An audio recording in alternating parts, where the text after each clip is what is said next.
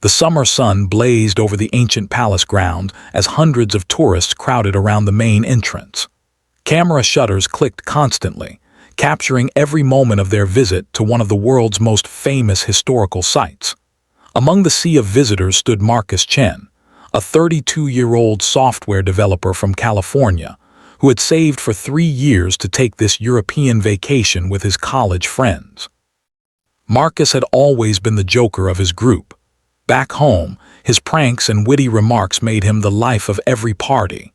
His friends loved him for it, and his social media followers ate up his comedic content. He had built a decent following by posting funny videos of himself in various situations, always pushing boundaries to get that perfect viral moment. Today, he thought, would be no different. The Royal Guard stood at their posts like living statues. Their red uniforms were immaculate, their tall bearskin hats adding an extra foot to their already imposing height. These weren't just ceremonial figures. They were active-duty soldiers trained to protect the royal family and their property. But to Marcus, they looked like the perfect props for his next viral video. His friend Jake nudged him and whispered that they should just take some respectful photos and move on. The guidebook clearly stated that visitors should maintain a respectful distance and avoid disturbing the guards. But Marcus had other ideas brewing in his mind. He had seen countless videos online of tourists trying to make the guards laugh or break their stoic composure. None of them ever succeeded, but Marcus believed he would be different. He started small at first. Walking closer than the designated line, he made silly faces at the guard directly in front of him. The guard, a man who appeared to be in his late 20s with a stern jawline and piercing blue eyes, didn't even blink. His gaze remained fixed on the distant horizon, as if Marcus didn't exist at all. This only fueled Marcus's determination. The crowd around them had started to notice. A few tourists chuckled nervously, while others pulled out their phones to record what might happen next. Marcus's friends tried to pull him back, but he shrugged them off. He was in his element now, feeding off the attention. He began doing an exaggerated march, mocking the guard's precise movements. Still, the guard remained motionless, his face an unreadable mask. Emboldened by what he perceived as the guard's inability to react, Marcus escalated his behavior. He started making loud jokes about the uniform, calling the bearskin hat ridiculous and questioning why anyone would stand still for hours in the heat. Some tourists laughed uncomfortably, while others began to look concerned. A few moved away, sensing that the situation was heading in the wrong direction. Marcus then did something that crossed an invisible line. He reached into his backpack and pulled out a rubber chicken, one of his favorite props for comedy videos. He began waving it in front of the guard's face, making squawking sounds, and pretending to have a conversation with it about how the guard must be a robot. The crowd's laughter became more scattered and uncertain. A woman with her young daughter quickly walked away, covering her child's eyes. The guard's superior officer had been watching from a distance. He was an older man with silver hair peeking out from under his cap, and his expression had grown increasingly dark. He began walking toward the scene with purposeful strides, his boots clicking sharply against the cobblestones. But before he could intervene, something unexpected happened. Marcus, now completely absorbed in his performance and the growing number of phones pointed at him, made his biggest mistake. He stepped directly into the guard's personal space and reached up to touch the bearskin hat. In that split second, several things happened at once. The superior officer shouted a sharp command. The crowd gasped collectively, and the guard, who had remained perfectly still for nearly 2 hours, finally moved. But he didn't move in the way anyone expected. Instead of simply pushing Marcus away or calling for security, the guard executed a precise military turn, bringing himself face to face with Marcus. His movements were so sharp and sudden that Marcus stumbled backward, dropping his rubber chicken. The guard's eyes, which had been focused on the distance, now locked onto Marcus with an intensity that made the tourist's blood run cold. What happened next would change everything Marcus thought he knew about respect, duty, and the consequences of his actions. The guard didn't raise his voice or his hands. He simply stood there at attention, but now his presence filled the entire courtyard. The crowd fell completely silent. Even the children stopped their chatter. It was as if everyone collectively held their breath, waiting to see what would unfold in the next moment. Marcus felt his confidence drain away like water from a broken glass. He suddenly became acutely aware of where he was and what he had done. This wasn't a comedy club back home or a casual street performance. He was standing in front of a palace, having disrespected a soldier who served his country with honor. The weight of his mistake pressed down on his shoulders, but it was too late to simply walk away. The guard superior had reached them, and palace security was moving in from multiple directions. The tourists around them had transformed from an audience enjoying a show into witnesses of something far more serious. Some continued to film, but their expressions had changed from amusement to concern. Others whispered to each other in various languages, trying to guess what punishment Marcus might face. His friends stood frozen several feet away, their faces pale with worry. They had tried to stop him, but Marcus hadn't listened, and now they could only watch as their vacation took a dramatic and unexpected turn. The superior officer stopped just inches from Marcus, his weathered face showing years of military discipline and authority. His name tag read Captain Williams, and every line on his face told a story of service and sacrifice. Marcus wanted to speak, to apologize, to explain that it was just a joke, but words failed him completely. His mouth opened and closed like a fish out of water. Captain Williams didn't speak immediately. Instead, he looked at Marcus with an expression that mixed disappointment with something else, something harder to define. Then he turned to the young guard who had been the target of Marcus's mockery.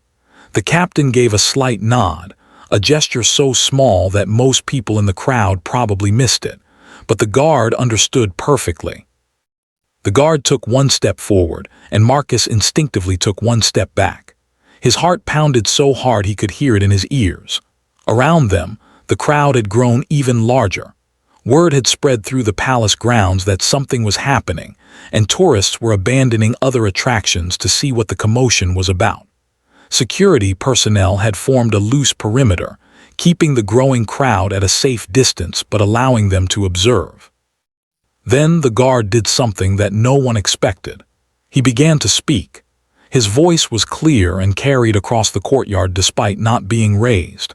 It had a slight Scottish accent that made each word feel weighted and important. He addressed not just Marcus, but the entire crowd that had gathered. He started by introducing himself as Corporal James Mackenzie, a soldier who had served his country for 7 years. He explained that before joining the ceremonial guard, he had completed 2 tours in active combat zones, places where he had seen friends die and had carried wounded brothers in arms to safety. The crowd's murmur died down completely. Even the children seemed to sense the gravity of his words. James continued, describing what it meant to stand guard at the palace. It wasn't just about looking impressive for tourists or maintaining tradition. These guards were armed, trained soldiers responsible for protecting not just buildings and royalty, but also the thousands of visitors who passed through every day. They watched for threats while appearing to watch nothing at all. They identified suspicious behavior while remaining perfectly still. Their job required intense focus, mental fortitude, and unwavering dedication. Marcus felt himself shrinking with every word. His face burned with shame as he realized how badly he had misjudged the situation. This wasn't a theme park attraction or a street performer hopping for tips. This was a professional soldier doing his duty, and Marcus had treated him like a circus act. But James wasn't finished. He began to describe a typical day in his life. He woke at 5 in the morning for physical training. He studied security protocols and threat assessments. He practiced his marksmanship and combat skills. He maintained his uniform to exacting standards, knowing that every thread, every button, every crease represented the honor of his regiment and his country. When he stood at his post, he wasn't just standing. He was vigilant, aware, and ready to act if needed. The guard then addressed something that made several people in the crowd visibly uncomfortable. He spoke about the tourists who came every day, the vast majority of whom were respectful and appreciative. He talked about the children who waved at him and the veterans who saluted him, their eyes showing understanding of what service meant. But he also mentioned the others, the ones who saw him as less than human, as a toy for their amusement. He described how it felt to have people mock his uniform, the same uniform worn by soldiers who had died protecting their country. He talked about the tourists who touched him without permission, treating him like a statue rather than a person. And he spoke about the moments when he had to maintain his composure while someone like Marcus made a joke of everything he stood for. Throughout this speech, Captain Williams stood silently beside him, his expression revealing a deep pride in his soldier. The crowd was completely silent now. Several people had tears in their eyes. Others looked down at their feet, perhaps remembering their own past behavior at similar sites. Marcus felt like he might be sick. Then James turned his full attention back to Marcus. His blue eyes held no anger, surprisingly. Instead, there was something that looked almost like sadness. He asked Marcus a simple question in front of everyone assembled there that day. He wanted to know if Marcus had any idea what true service meant. Had he ever put someone else's safety before his own? Had he ever stood for something bigger than himself? Had he ever thought about what it took to maintain the freedom that allowed him to travel the world making jokes? Marcus opened his mouth to respond, but nothing came out. What could he possibly say? His viral videos and social media following suddenly seemed so trivial, so meaningless. He had spent years building a persona as a funny guy, someone who could make people laugh by pushing boundaries. But he had never stopped to think about whose boundaries he was pushing or what those boundaries protected. The guard continued, explaining that he didn't want Marcus arrested or banned from the palace. That wasn't the point. The point was understanding and respect. He wanted Marcus to think about the people behind the uniforms, the humans doing difficult jobs with dignity and honor. He wanted everyone watching to remember that respect wasn't just about following rules. It was about recognizing the humanity and worth in others. James then did something that left everyone stunned. He extended his hand to Marcus, offering a handshake. It wasn't a gesture of friendship exactly, but rather an invitation to do better, to be better. Marcus stared at the outstretched hand for a long moment, his eyes filling with tears. His friends watched anxiously from the sidelines, and the crowd held its collective breath once more. Marcus reached out with a trembling hand and grasped the guard's firm grip. The handshake was brief but meaningful. In that moment, something fundamental shifted inside Marcus. The applause that followed from the crowd was not celebratory but rather reflective, as if everyone present understood they had witnessed something important. Captain Williams then stepped forward and addressed the crowd directly. He thanked them for their attention and asked them to share what they had learned today with others. He reminded everyone that respect was a two-way street, and that the guards appreciated every visitor who came with an open heart and genuine interest.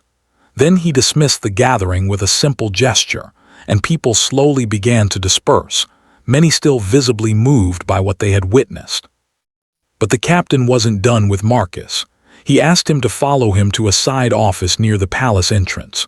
Marcus's friends started to follow, but the captain politely but firmly asked them to wait outside.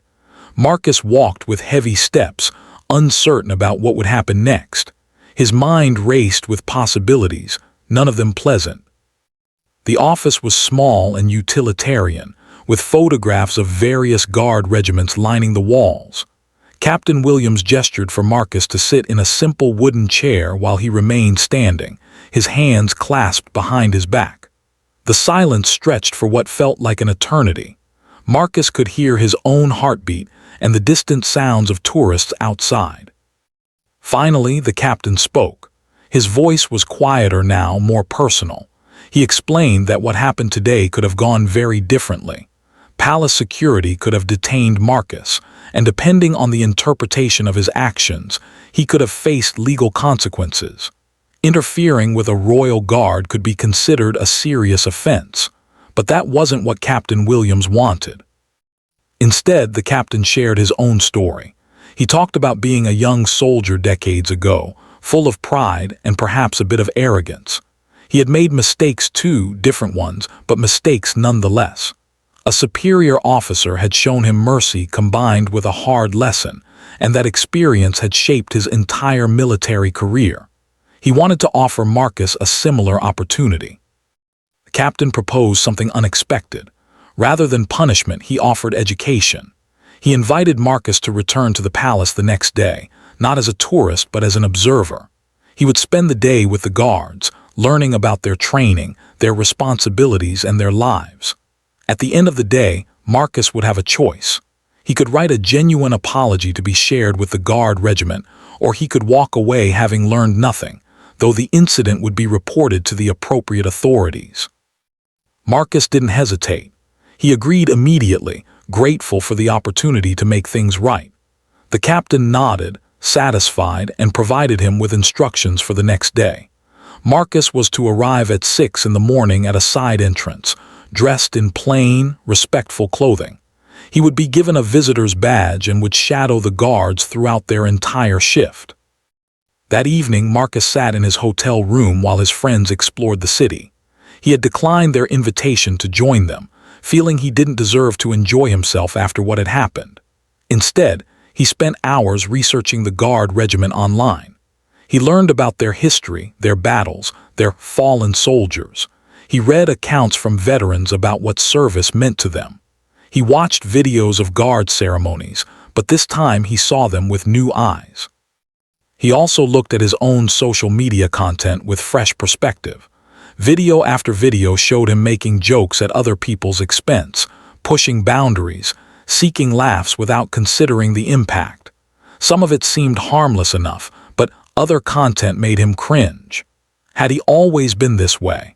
When had getting likes and views become more important than treating people with dignity? Sleep came difficultly that night. Marcus tossed and turned, replaying the day's events over and over. He kept seeing the guards' eyes as they locked onto his, that moment when everything changed. He thought about the handshake, the captain's offer, and the opportunity he had been given. Most of all, he thought about the person he had been and the person he wanted to become. The alarm went off at 5 the next morning. Marcus had barely slept, but he felt strangely alert. He dressed carefully in simple dark pants and a plain shirt, checking his appearance multiple times to make sure he looked respectful. He left his phone in the hotel room safe, along with his rubber chicken and other props. This wasn't about content creation. This was about growth. He arrived at the designated entrance 15 minutes early. A young officer met him there, checked his identification, and provided him with a visitor's badge. The officer was polite but professional, explaining the rules Marcus would need to follow throughout the day. No photos, no videos, no social media posts.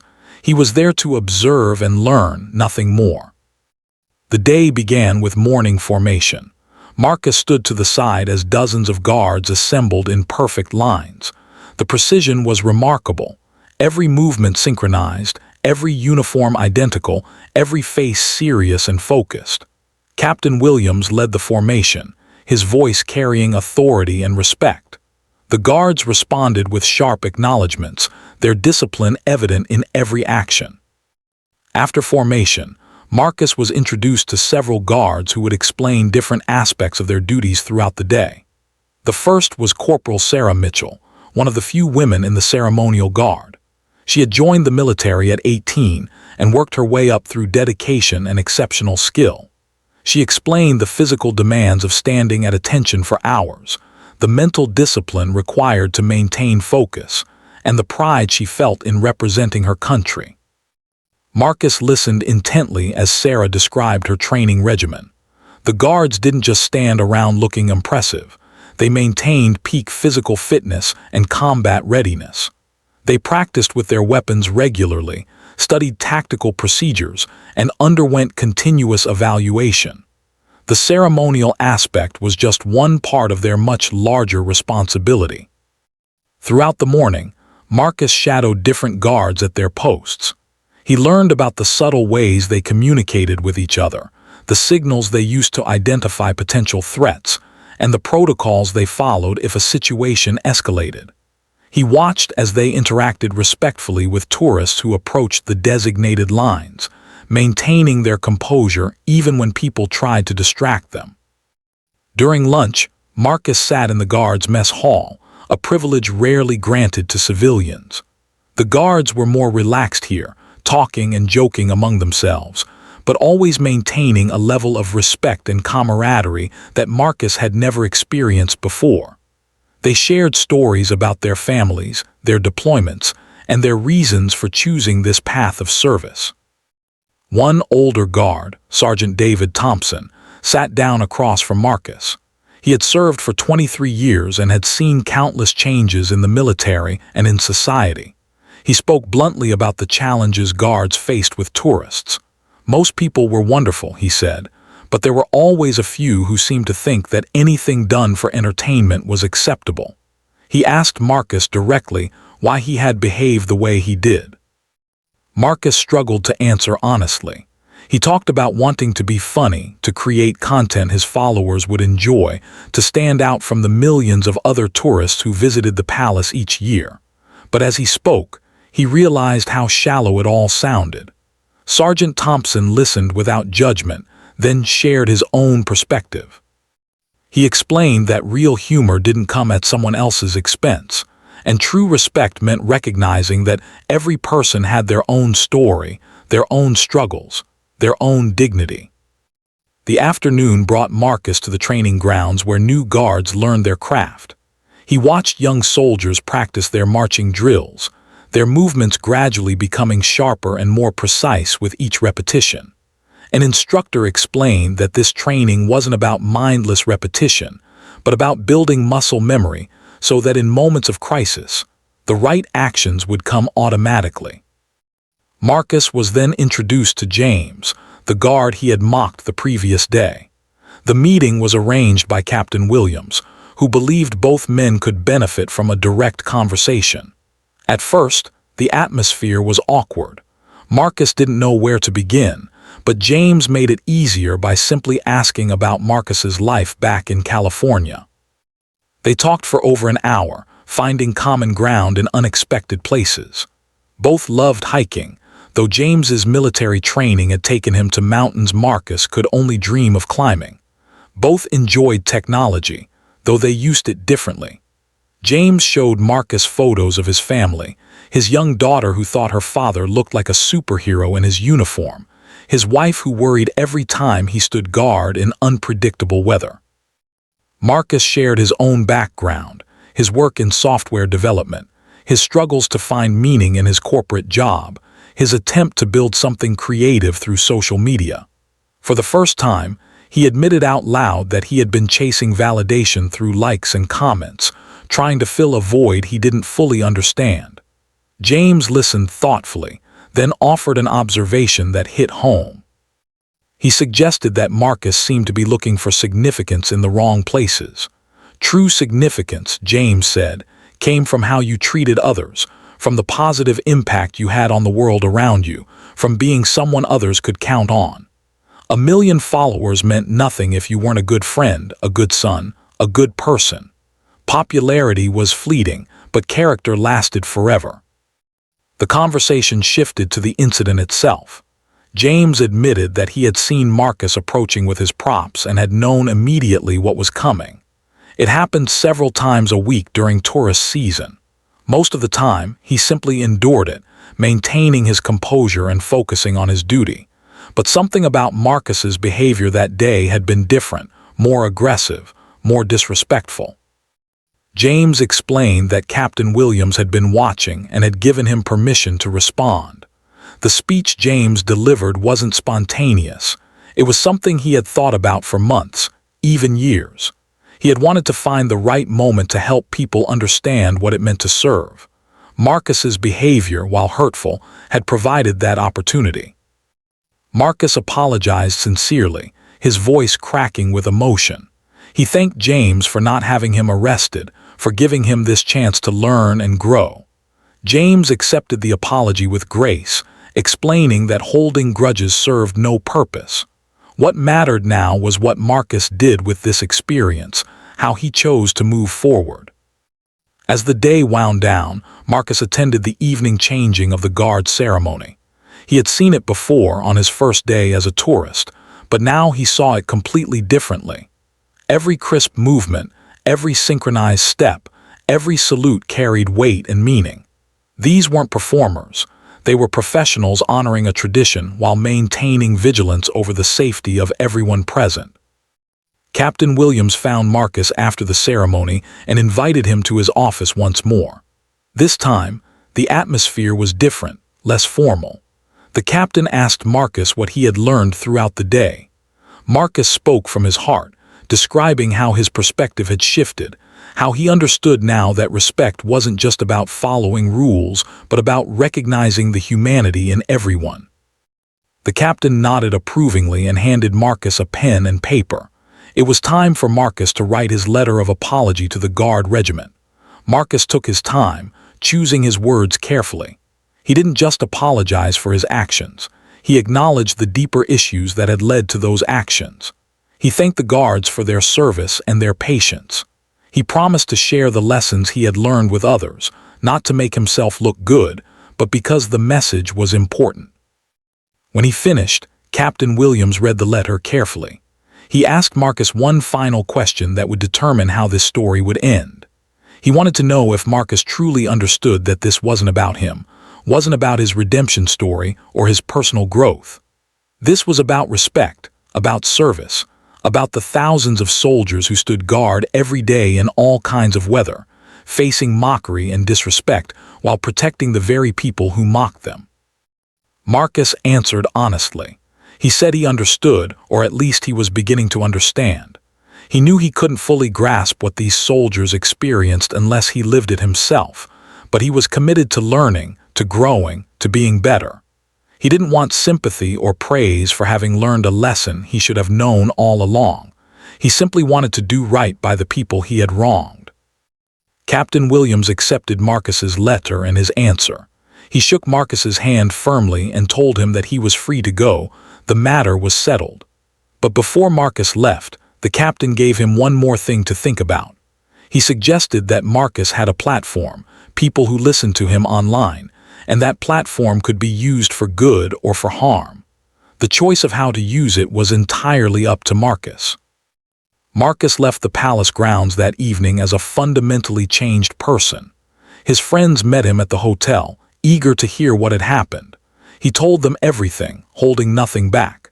He described the guards' stories, their dedication, their sacrifices. He talked about his conversations with James and the other soldiers. He admitted how wrong he had been and how grateful he was for the opportunity to learn from his mistake. That night, Marcus made a decision about his social media presence. He went through his old videos and deleted the ones that mocked people or invaded their privacy. He removed content that got laughs at someone else's expense. His follower count dropped immediately, and the comments section filled with questions and complaints. Some people accused him of censoring himself or becoming boring. But Marcus didn't care anymore. He recorded a new video, something completely different from his usual content. He didn't film it at the palace, respecting the promise he had made about no photos or videos.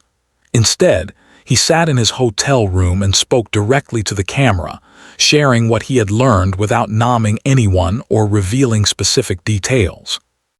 He talked about respect, about recognizing the humanity in everyone we encounter, about thinking before we act. He admitted his own failures and described how his pursuit of viral content had led him to hurt someone who was simply doing their job. He didn't ask for forgiveness or sympathy. He simply encouraged his followers to think about their own actions and how they treated the people around them. The response was mixed. Some followers appreciated his honesty and shared their own stories of learning difficult lessons. Others unsubscribed, preferring the old funny Marcus to this new reflective version. But among the comments, Marcus noticed something interesting. Several people thanked him for speaking up, saying they had done similar things and now regretted it. A few mentioned changing their own behavior after hearing his message. Over the following days, Marcus's friends noticed the change in him. He was quieter, more thoughtful. He actually put his phone away during meals and conversations. He engaged with the world around him instead of constantly looking for the next photo opportunity. When they visited other historical sites and monuments, he was respectful and genuinely interested in learning, not just in creating content. Before leaving the country, Marcus returned to the palace one final time. He didn't announce his visit or seek out the guards. He simply stood among the other tourists, watching the changing of the guard ceremony with new appreciation. From a distance, he spotted James at his post. Their eyes met briefly, and James gave the slightest nod of acknowledgement. Marcus nodded back, a silent understanding passing between them. When Marcus returned home to California, he found himself struggling to fit back into his old life. His job felt meaningless, his social circle seemed shallow, and his apartment felt empty. But instead of running from these feelings, he sat with them. He began volunteering at a local veterans organization, helping former soldiers transition back to civilian life. He didn't announce it on social media or seek recognition. He simply showed up and did the work. His content creation changed completely. Instead of quick jokes and pranks, he started creating thoughtful pieces about the people and places he encountered. He interviewed veterans, teachers, healthcare workers, and others who served their communities quietly and without fanfare. His follower count grew again, but this time with an audience that valued substance over shock value. Months later, Marcus received an unexpected email. It was from Captain Williams, who had tracked him down through mutual contacts. The captain had seen some of Marcus's new content and wanted to share how it was being used. The Guard Regiment had incorporated Marcus's story into their training for new recruits, not as a cautionary tale about disrespectful tourists, but as an example of how education could triumph over punishment, how dialogue could bridge understanding. The captain also shared that several other historical sites and ceremonial guard units had reached out, interested in implementing similar programs. Marcus's experience had sparked conversations about how to better educate visitors while maintaining security and dignity. The incident that had started with such shame had somehow contributed to positive change in unexpected ways. Marcus wrote back immediately, thanking the captain once again and asking if there was anything he could do to support these initiatives. Captain Williams suggested that Marcus consider speaking at military events about his experience, helping civilians understand the perspective of service members. Marcus agreed without hesitation. His first speaking engagement was terrifying. Standing before a room full of veterans and active-duty soldiers, Marcus felt the weight of his past actions more heavily than ever. But he spoke honestly about his mistakes, his learning process, and his ongoing journey toward being a better person. The reception was thoughtful and constructive, with several veterans sharing their own stories of being misunderstood or disrespected while in uniform. The years that followed saw Marcus continue to evolve. He eventually left his software job to work full-time on content creation and public speaking, but with a completely different focus. He became known not for pranks or jokes, but for humanizing stories about everyday heroes. He maintained his friendship with James and other guards he had met, visiting them when he returned to the country and staying in touch through email. His relationship with social media had fundamentally changed. He used it as a tool for connection and education rather than validation and entertainment. When he saw other content creators heading down the path he had once traveled, making jokes at others' expense or treating people as props, he reached out privately to share his story and encourage reflection. Marcus also became more involved in his own community back home.